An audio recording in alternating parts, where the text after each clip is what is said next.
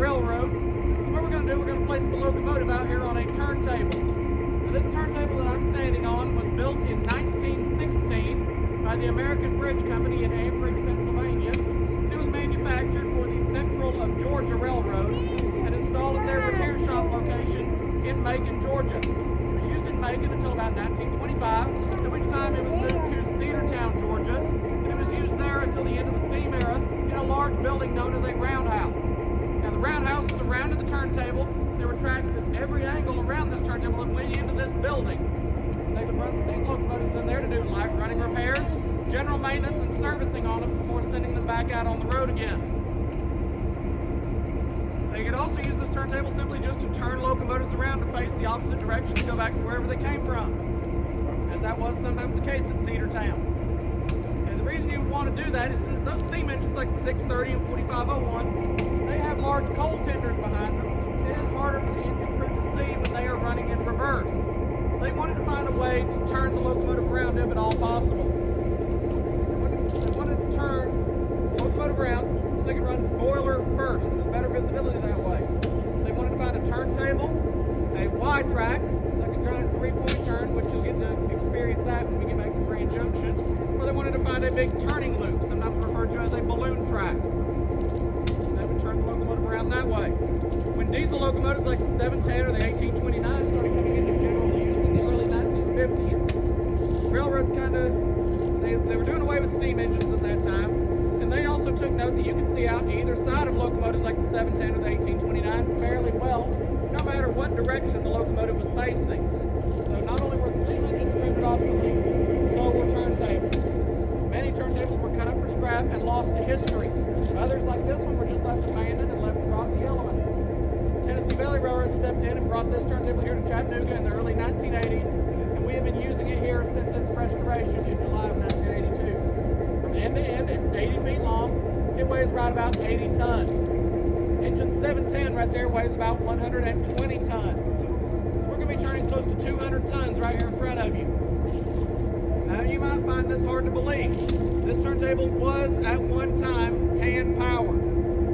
You're turning an 80-ton turntable with what was probably a 200-plus ton steam locomotive sitting on it. We're only going to be turning 200 tons total with the combined weight of the table and that diesel locomotive. Now, the way you would turn this by hand is the engineer has to be balanced on this table. He does that by watching the far end of the table down there.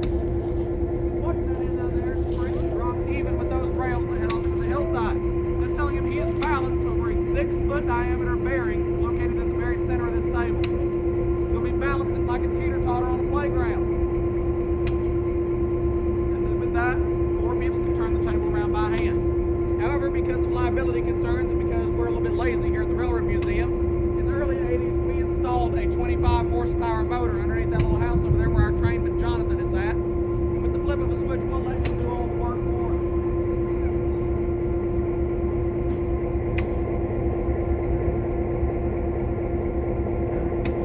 Locomotive number 710 is holding our train today.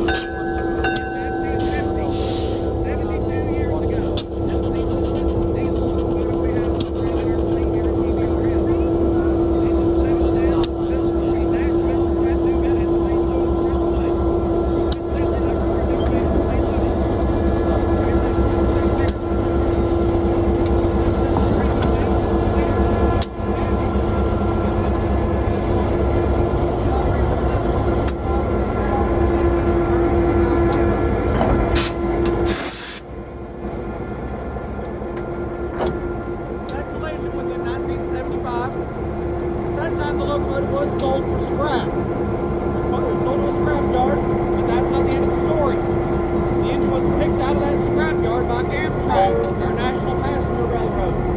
Amtrak refurbished the locomotive and used it in maintenance and way service for many years. And then they turned around and sold it for scrap yet again.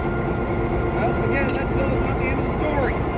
We purchased the locomotive out of that scrap yard, brought it here to Chattanooga, refurbished it, and we've been using it since 2004. Up in the cab, we have our engineer Tyler. Make sure you wave at him and thank him for that nice ride he gave us today. Engine 710 is equipped with a 1,750 horsepower diesel motor. That diesel motor is located in the long hood behind the words or the letters NC and St. L. That diesel motor turns a big air compressor to make air for the brakes because stopping is important. It also turns a big generator to create electricity. There's electric motors on each axle of that locomotive that run at 600 volts direct current. Those electric motors is what ultimately powers this locomotive up and down the railroad. So it's called a diesel electric locomotive.